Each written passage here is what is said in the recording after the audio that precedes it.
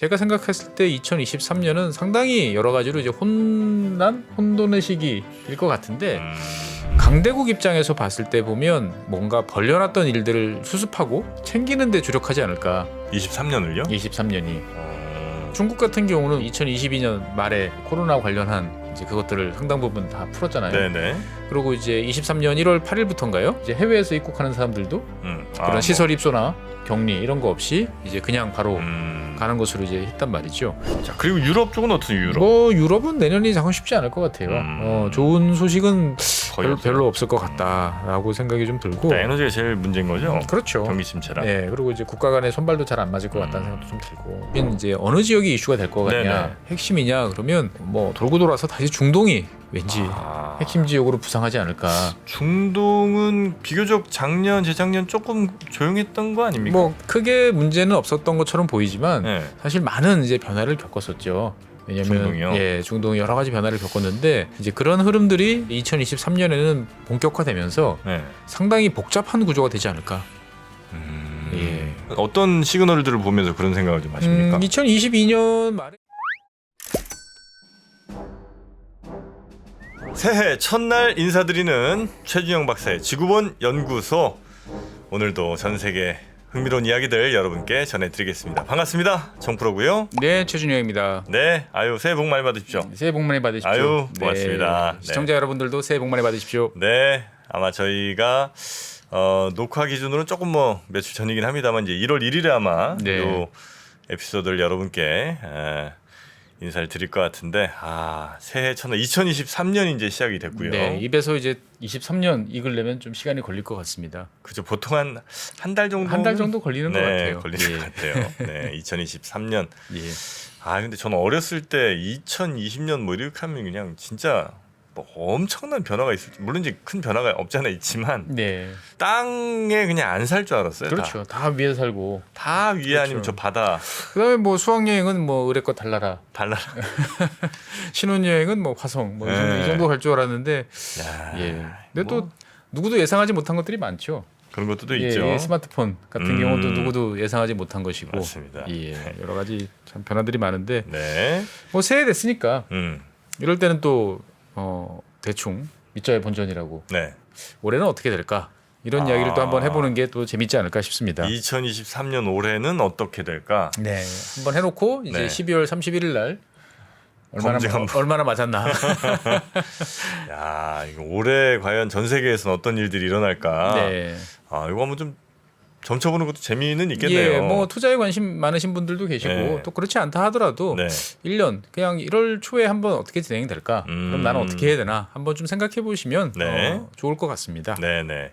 자, 그러면 전 세계라고 하면 이제 굉장히 많은 나라들이 있고 예. 많은 뭐 블록들이 있을 텐데 그 중에 어디부터 좀 살펴보면 좋을까요? 글쎄요, 일단 뭐 전체적으로 세계 200개 가까운 나라가 있는데 네. 뭐 다 형편이 다르니까 뭐라고 이야기할 수는 없을 것 같고 일단은 크게 두 가지 흐름 정도 있을 것 같아요. 첫 전 번째는 세계. 예, 일단은 강대국들은 2023년을 어떻게 보낼 것인가? 강대국들. 예, 뭐 강대국이라고 그러면 뭐 미국, 중국, 뭐 유럽? 러시아, 유럽 뭐 이 정도겠죠. 이제 네. 보면은. 근데 이제 제가 생각했을 때 2023년은 상당히 여러 가지로 이제 혼돈의 시기일 것 같은데 강대국 입장에서 봤을 때 보면 이제 뭔가 벌려놨던 일들을 수습하고 네. 챙기는 데 주력하지 않을까. 23년을요? 23년이.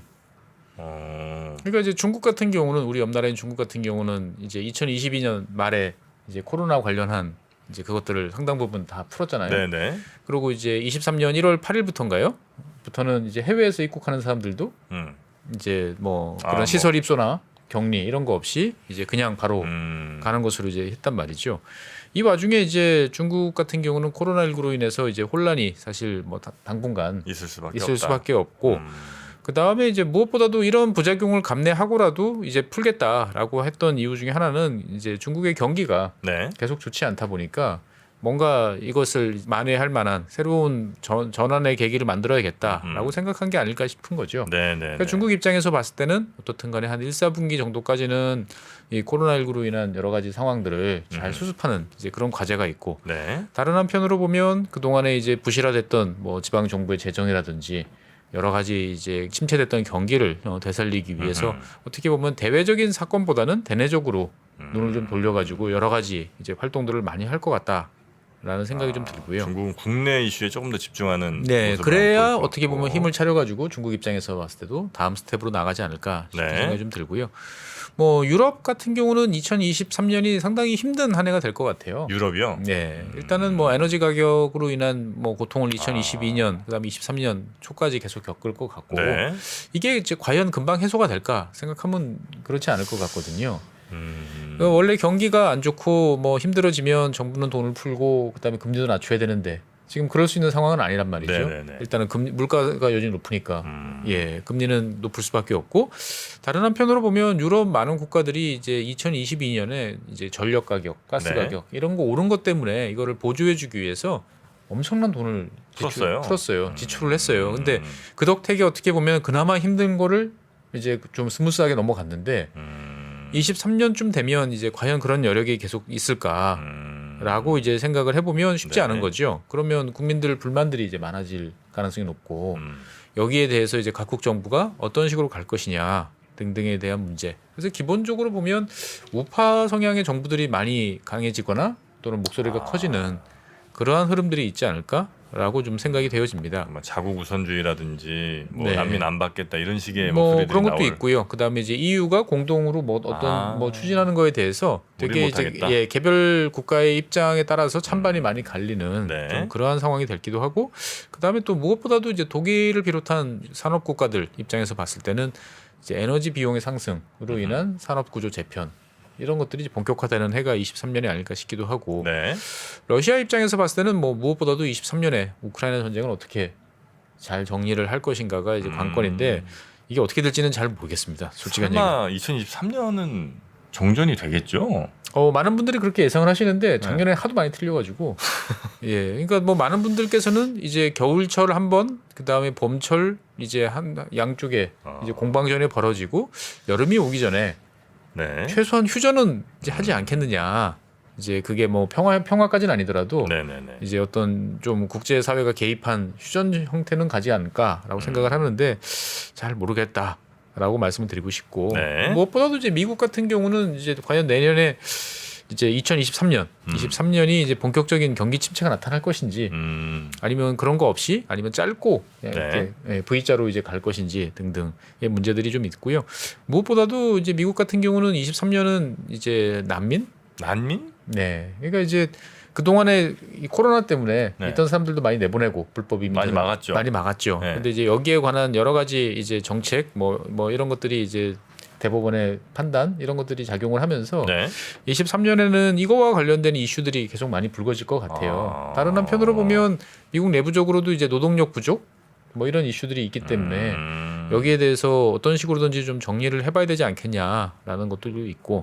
어쨌든 뭐 저 과거에 불법 이민자나 이런 사람들에 의해서 전체 임금이 좀 약간 낮아지는 효과가 좀 있었으니까. 그렇죠. 그게 이제 물가에도 어쨌든 낮추는데 도움이 좀 되니까. 도움이 됐는데 지금 뭐 여러 가지 계절 노동자도 잘 안 들어오고 못 들어오고 또 코로나 때문에 또 막은 것도 있고 그러다 보니까 여러 가지 문제들이 있는데 그래서 전체적으로 보면 그 뭐 대외적으로 자기의 영향력을 넓힌다든지 이런 문제보다는 주로 이제 자기 앞가림들 하는 어떤 그런 상황이 이어지지 않을까라는 생각이 듭니다. 전 세계적인 흐름 이제 크게 보자면 이제 대략 그렇고. 그렇죠. 강대국들이 자기 머리 깎기 정신없는 이제 그런 상황일 것 같고 이 상황에서 아까 정프로님 말씀해주신 이제 어느 지역이 이슈가 될 것 같냐 네네. 핵심이냐 그러면 뭐 돌고 돌아서 다시 중동이 왠지 핵심 지역으로 부상하지 않을까.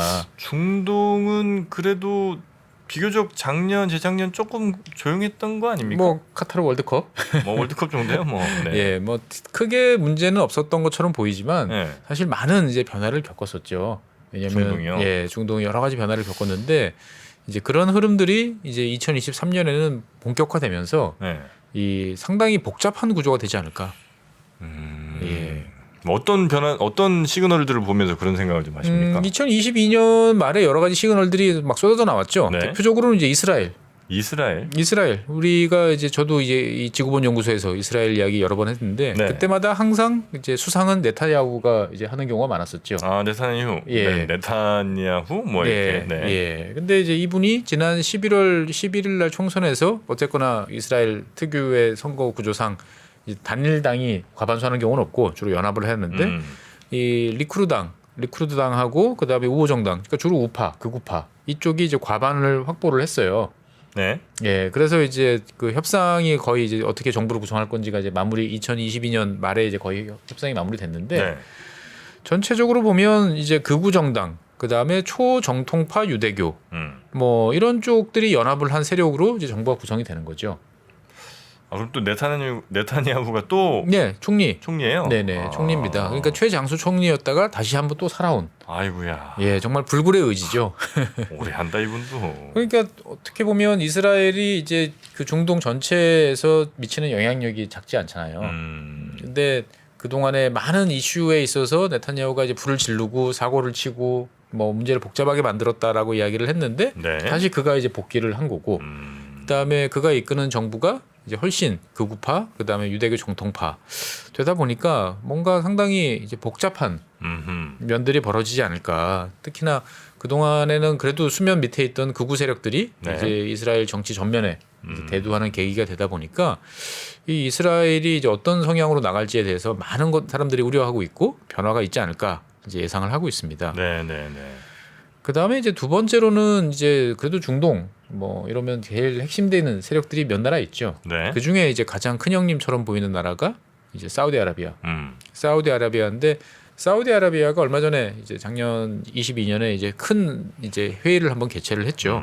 중국 시진핑 주석이 이제 방문을 했었죠. 아, 네네. 네, 그래서 뭐 다시 기억을 더듬어 보시면 이제 양쪽이 이제 아주 극진한 환대를 했고.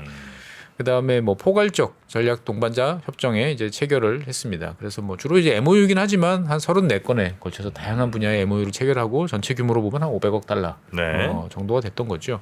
그래서 뭐 두 나라가 가까워지는구나 라고 간단하게 생각해 볼 수도 있지만 상당히 이제 미국 속을 긁는 그런 것들이 많았죠. 뭐 이를테면은 달러 거래, 원유 거래에 있어서 뭐 네. 위안화 거래.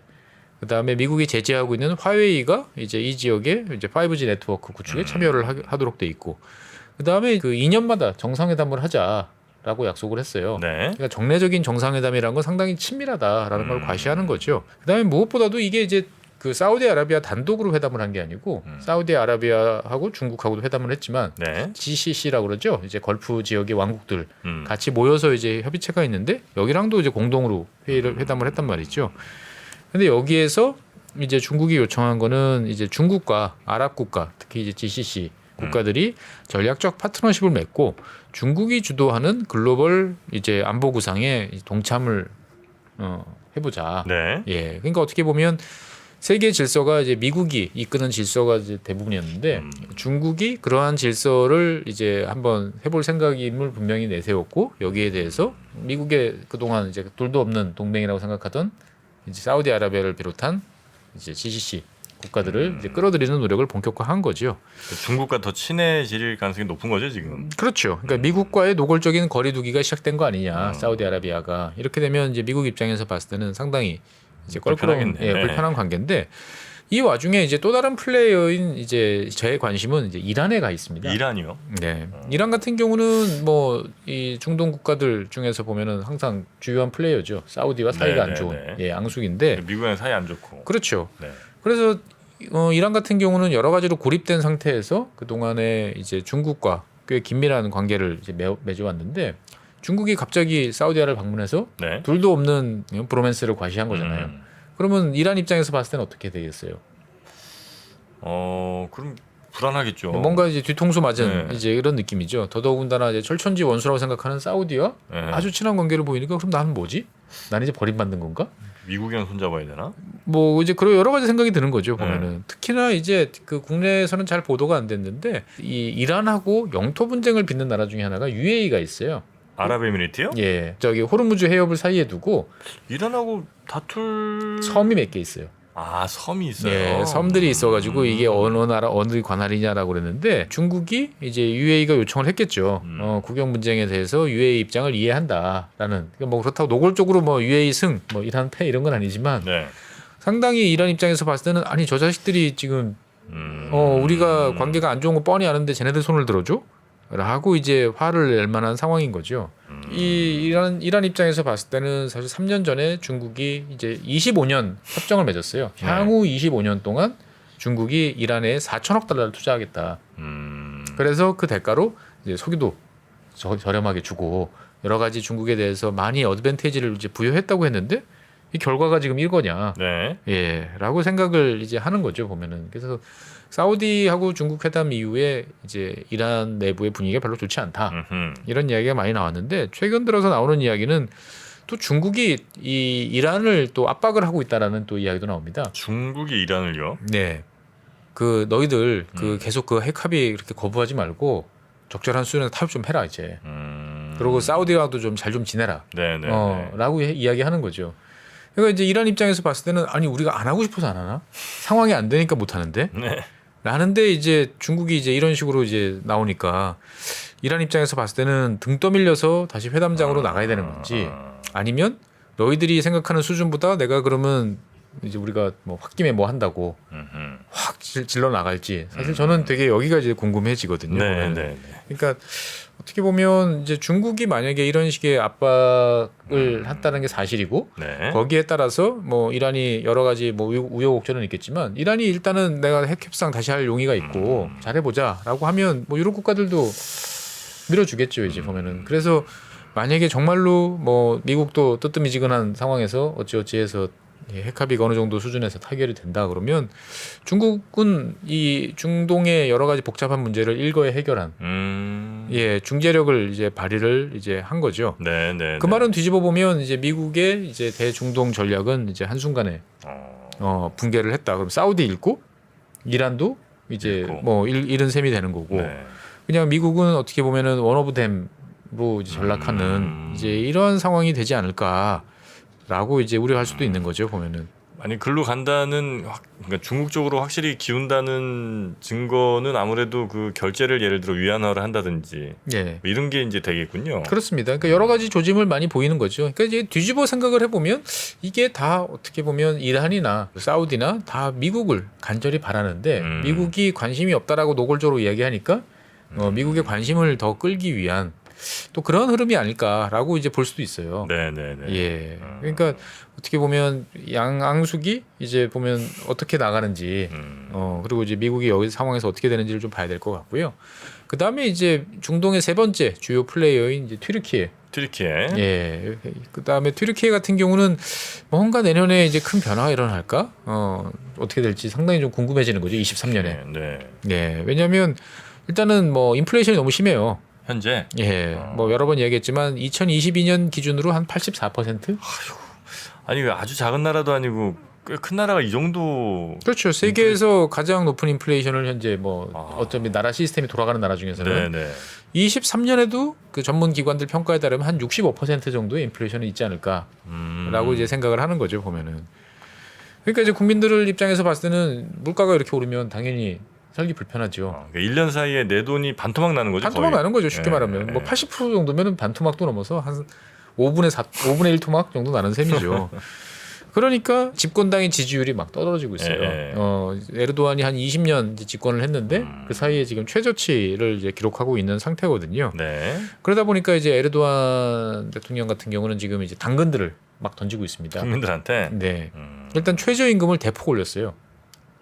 2022년 초에도 올렸는데 23년에도 다시 또 올려가지고 2배로 올렸어요. 아이고야. 예, 그러니까 7월달 이후 한 55% 올렸으니까 뭐 한 50달러 정도 달러로 환산하면 예. 그럼 뭐 물가가 이렇게 오르니까 당연히 뭐 임금도 올려줘야 되는 건 맞는 거긴 한데. 그렇죠. 근데 이제 임금이 이렇게 오르면 또 물가 상승을 또 자극하는 거죠. 악순환 될 수 있겠군요. 예.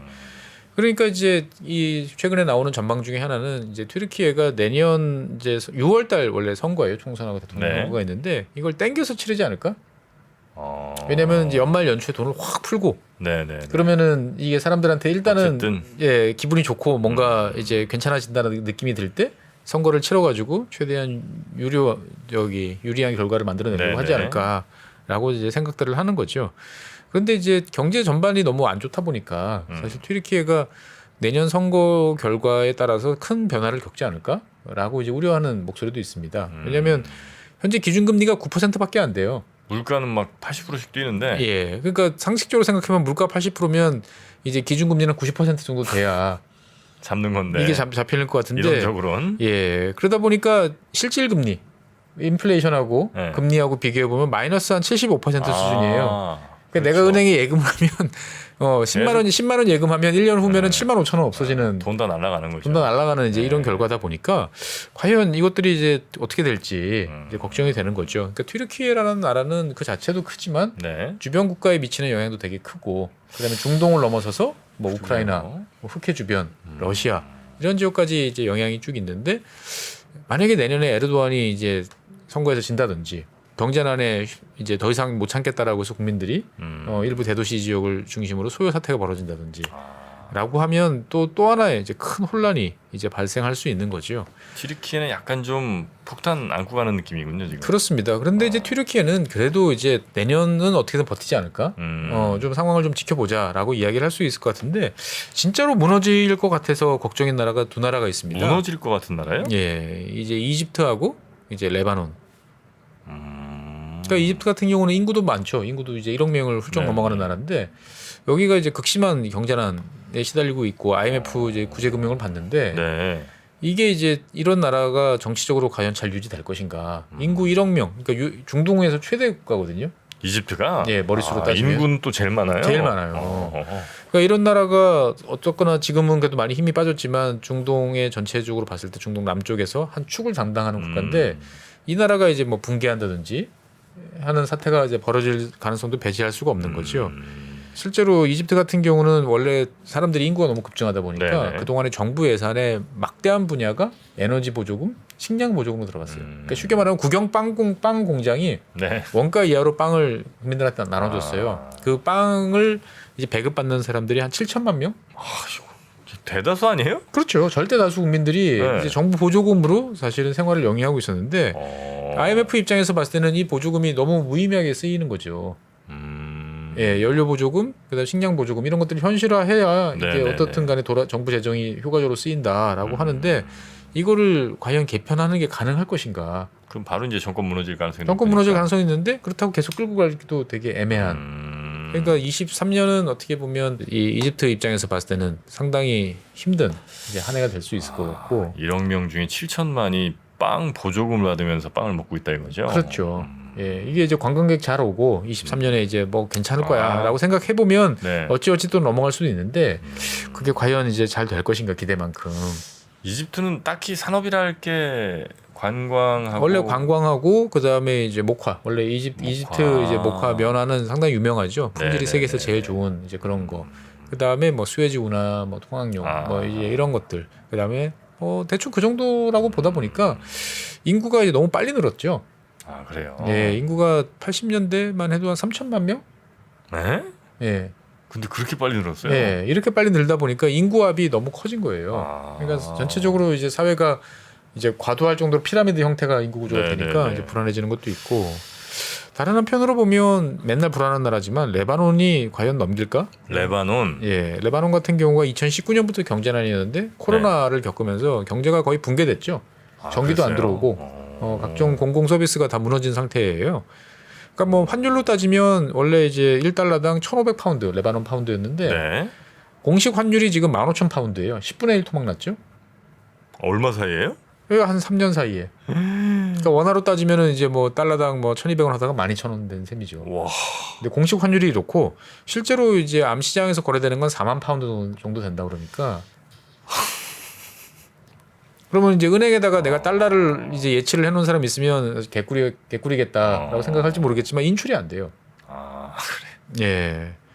그러다 보니 이제 시중은행들 같은 경우는 이제 어마어마한 부실에 이제 내몰린 상태고. 그래서 사람들이 이제 비트코인을 많이 사용하는 또 국가이기도 해요. 레바논이. 예. 그러니까 이제 물가 상승이 높은 뭐 튀르키예, 그다음에 레바논 이런 나라들은 비트코인 생활이 상당히 많아요. 그렇더라고요. 그 네. 아는 한 그분도 네네. 터키의 가족들한테 뭐 어쩌다 송금하거나 이럴 때 그냥 코인으로 하더라고요. 코인이 어떻게 보면 안전하고 네. 확실하다 이렇게 볼 수도 있는 거죠. 물론 코인값도 최근에 많이 예, 폭락하긴 내리긴 했습니다만. 네. 그러니까 잘 지금 중동 이야기를 좀 하고 있는데 생각해 보면은 이란, 사우디, 네. 튀르키예 그 주요 이제 핵심 국가들 입장이 다들 큰 변화를 겪을 가능성이 있고 인구 제일 많은 뭐 이집트 같은 나라도 이제 상당히 곤란한 상황에 놓일 가능성도 있고. 만약에 이집트나 레바논이 혹은 뭐 정권이 붕괴되거나 당연히 이제 불만이 이 정도 쌓이면 사실 그럴 수도 충분히 있으니까 네네. 이렇게 되면 그런 정권 붕괴의 움직임이나 흐름 같은 게 주변국들에 또 영향을 미쳐갖고 약간 좀 정세 불안해지고 이런 게 좀 있나요? 있죠. 그러니까 이제 다 파급력이 있는 나라들이니까 이제 여파가 어떻게 미칠지 이제 알 수가 없고. 그 다음에 이제 여기에서 또 주요한 아까도 잠깐 말씀드렸지만 이제 미국이라는 또 주요한 네. 플레이어 입장을 또 고려를 해봐야 되는 거죠. 네. 그러니까 이제 중동에서 우리 밀려나는 거 아니야? 음. 그동안 중동 관심 없어라고 했는데 그건 아닌 것 같고. 그래서 다시 또 이제 어떻게 보면 중국과의 전선이 이 서태평양, 뭐 대만, 뭐 이쪽에서 만들어지는 게 아니고 중동 지역으로 이동해서 새롭게 만들어지나 이렇게 이제 볼 수도 있는 거죠. 그쪽에서 이제 서로 맞붙는 거군요. 중동 그렇습니다. 쪽에서. 그러니까 지금 우리가 뭐 미중 갈등 뭐 여러 개 그러면 그 동안에는 이제 남중국해, 뭐 대만 해협 주로 이제 아시아 동쪽 지역에서 네네네. 이제 중국과 가까운 지역에서 생각을 했는데 2023년 되면 이 전선이 이제 다른 쪽으로 이동해서 이제 중동 지역에서 다시 이제 펼쳐질지도 모르겠다라는 생각이 좀 들고요. 다른 한편으로 보면 이제 중동 국가들이 그 동안에는 되게 이제 미국에 대해서 이제 뭐 친미 또는 반미 되게 명확한 노선이었다면 2023년은 얘네가 친미인가 반미인가 친중인가 반중인가 되게 헷갈리는 네, 노선들을 걷는 그런 이제 시대의 시작이 아닐까 싶기도 해요. 그러니까 중동 국가들이 더 이상 이제 종속 변수가 아니고 독립 변수로 우리 네. 판단에 따라서 막 움직일 거야라고 이야기를 하면서 이제 판을 복잡하게 만드는 거죠. 미국하고 중국이 서로 싸우는 것만 해도 복잡한데 네. 그 안에 들어가 있는 플레이어들이 또 독자적인 목소리를 내고 그 속에서 자기 이득을 내면 이게 정말 뭐 스텝이 몇 개가 이제 같이 엉클어지는지 모를 이제 이런 지역이라는 거죠. 네, 네, 네. 그럼 원래부터 중동이 그런 지역이 아니었냐라고 이제 생각을 할 수도 있지만 워낙 뭐 분쟁들이 많고 그랬으니까. 예, 근데 과거에는 뭐 주요 강대국 미국과 소련 뭐 이런 나라들 사이에서 어떻게 보면 장기팔 줄처럼 이제 놓으면 노는 대로 밀면 미는 대로 가는 나라들이었는데 이제는 독자적으로 움직이기 시작하니까 네. 장기판이 상당히 이제 복잡해질 수 있는 거죠. 하여튼 중동 쪽은 대략 뭐 이렇게 좀 우리가 예, 살펴볼 수 상당히 있겠고요. 복잡해질 것 같고. 그래도 역시 뭐 우리는 뭐 제일 큰 뭐 미국과 중국을 그렇죠. 제일 이제 의식할 수밖에 없는 거긴 한데 네. 이쪽은 좀 어떻게 뭐 여러 가지 면들이 변수들이 많지만 네. 뭐 앞서서 말씀드린 것처럼 미중이 직접적으로 붙는 거는 조금 쉬어가는 한 해가 아닐까라고 생각이 돼요. 그러니까 이제 미국 입장에서 봤을 때는 중국 견제를 계속 가겠죠. 네. 가는데 그렇다고 현재 2022년에 여러 가지 막 제재 조치라든지 반도체라든지 이런 걸 해놨는데 23년에 이거를 한 단계 바로 또 끌어올리기에는 여러 가지 이제 부담스러운 면들이 좀 있을 것 같아요. 그리고 실제로 2022년에 이제 취한 조치에 따라서 어떤 식으로 중국이 반응하는지, 어떤 결과가 나오는지 이런 것들을 좀 지켜보면서 네. 대응을 하려고 하지 않을까라고 이제 생각이 되어지고 중국 같은 경우도 미국과의 이제 그 긴장을 굳이 높일 필요성은 사실 없는 상황이거든요. 왜냐하면 아까 서두에서 말씀드린 것처럼 여러 가지 경제적인 거, 국민들의 불만 이런 것들을 다독여야 되는 상황이니까 좀 이제 완화적인 국면으로 가지 않을까. 그래서 2023년 미중 관계는 이제 반도체를 둘러싼 여러 가지 뭐 입장들이 이제 계속 이제 좀 관심을 두고 봐야 되지 않을까 네네. 싶습니다. 뭐 미국 같은 경우 반도체 제재 계속 한다고 그러니까 그 미국 입장에서 봤을 때는 작년에 이제 내렸던 여러 가지 조치들이 있죠. 뭐 일단은 노광 장비 수출 제한, 예, ASML 같은 경우 이제 못하게 하는 것도 있고, 그다음에 설계 자동화 프로그램 EDA라고 부르는 것도 이제 중국 접근을 차단을 했죠. 그러니까 이제 이런 조치들이 잘 진행이 되나, 중국이 어디 백도어를 뚫어가지고 가는 거 없나 이런 것들을 이제 볼 것 같고, 중국 입장에서 봤을 때는 저 의도에 대응하기 위해서 지금 이제 한 1,430억 달러, 그러니까 한 160조 원 정도 돈을 이제 풀어서 반도체 산업 지원에 나서겠다라고 이제 얼마 전에 밝혔죠 보면. 네. 그러니까 제재에 맞서서 돈을 풀어서 정말 이제 독자적인 어떻게 보면은 기술의 브레이크 스루를 만들어 가지고 말도 안 되는 기술을 개발해서 과연 할 것인지 아니면은 거기서 이제 안 될 것인지를 좀 지켜보는 것이 2023년의 관건일 것 같고요. 네. 이 와중에 이제 유럽이 어떻게 반응할 것인지도 좀 봐야 될 것 같아요. 그러니까 미국이 중국에 대해서 제재를 강화하니까 유럽이 상당히 이제 불편해지죠. 네. 여러 가지로 그동안 투자도 많이 하고 자국의 안정적인 시장이라 생각했는데 이제 관계가 이렇게 되는 거에 대해서 상당히 좀 불만을 많이 갖다 보니까 미국과 유럽과의 관계가 미국이 유럽을 달래는 쪽으로 갈지 아니면 뭐 계속 미국은 마이웨이를 외치고 유럽도 마이웨이를 갈지 좀 봐야 될 것 같습니다. 이 와중에 재밌는 건 이제 TSMC가 이제 과연 어떻게 나갈 것인데. TSMC. 네, TSMC가 이제 보면 원래 그런 기업이 아니었는데 최근에 보면 생각을 좀 바꾼 것 같아요. 그러니까 글로벌하게 여기저기 사업장을 되게 많이 설치를 하죠. 일본, 뭐 미국, 그다음에 최근 들어서는 유럽까지 이제 뭐 새로운 팹을 건설하겠다라고 이야기를 하는 거죠. 어떻게 보면 자기의 어떤 안전을 담보하기 위한 그런 조치인지 아니면 서로가 이제 다 물고 물리게 만들어가지고 자기에 대한 압박을 약화시키는 이제 그러한 수단인지 잘 모르겠습니다.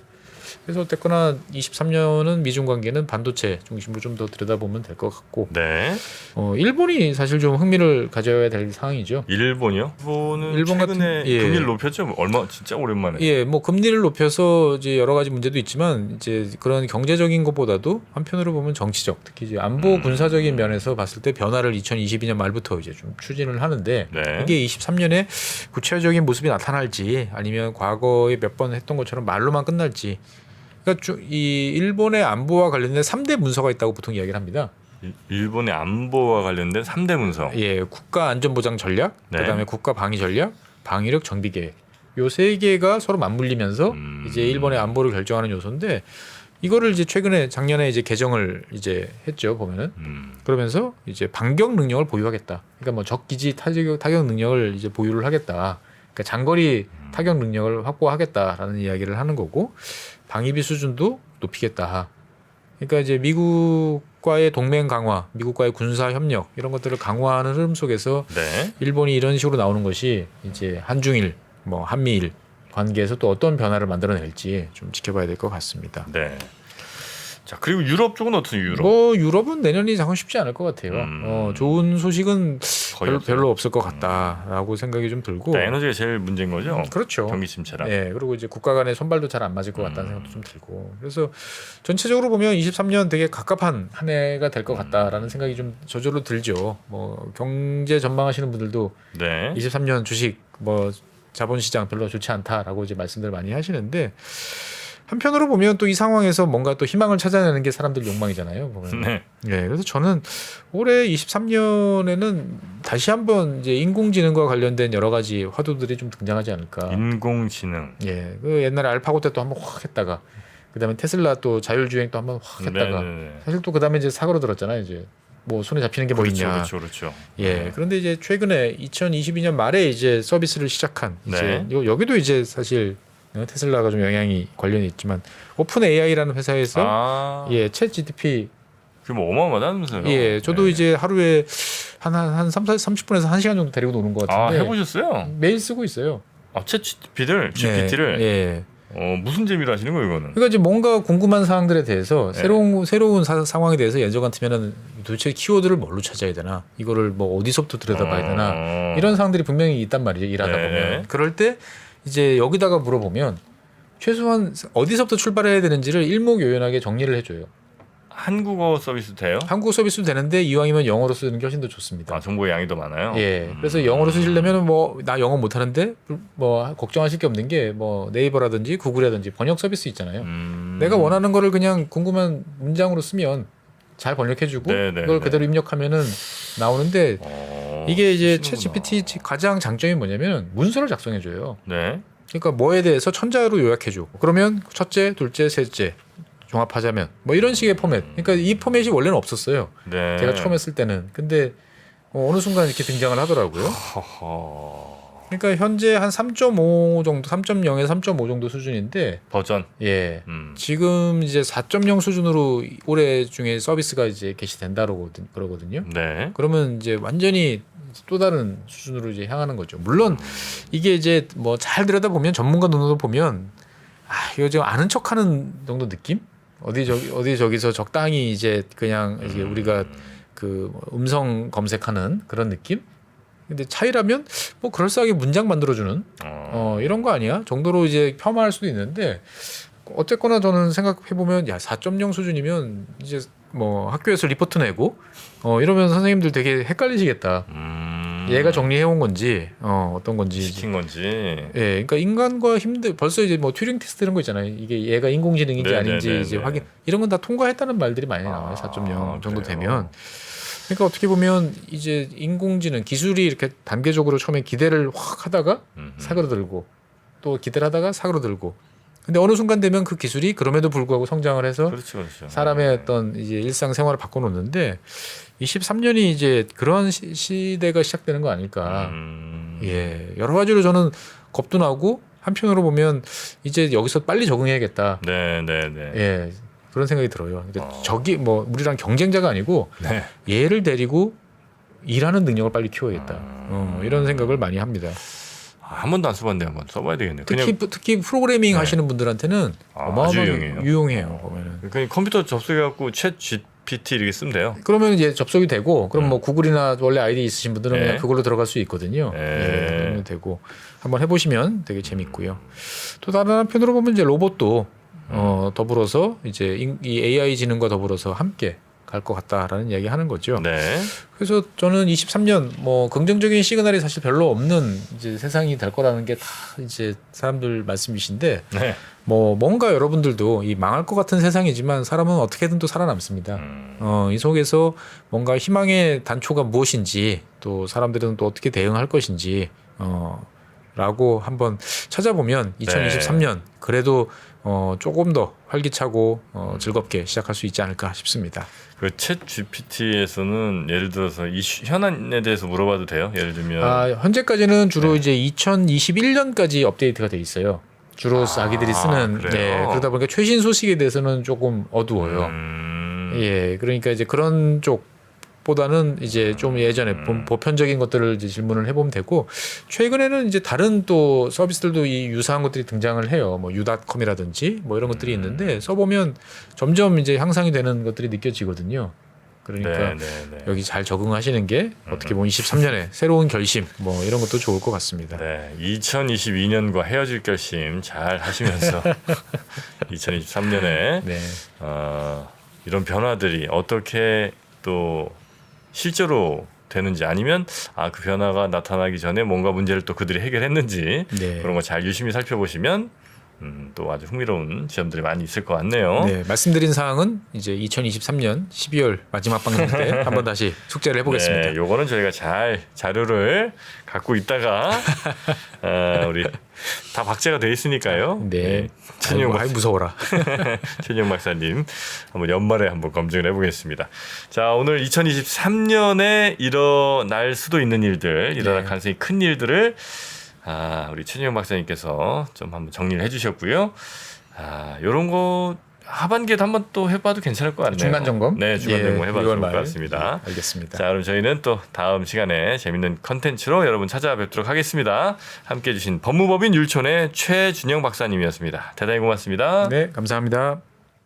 지금 여러분의 고민은 무엇인가요? 인간관계, 사랑, 행복, 일, 돈, 성공, 미래, 죽음.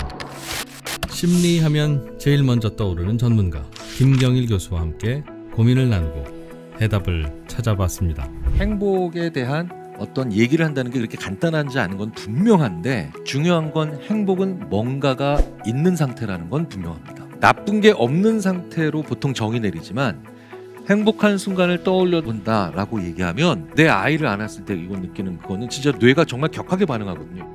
열심히 살아가는 우리들 앞에 심리적 함정들 3프로TV가 준비한 10시간의 마음 수업을 지금 바로 만나보세요. 수강 신청은 영상 하단 링크 또는 네이버에서 3프로TV를 검색하시면 됩니다.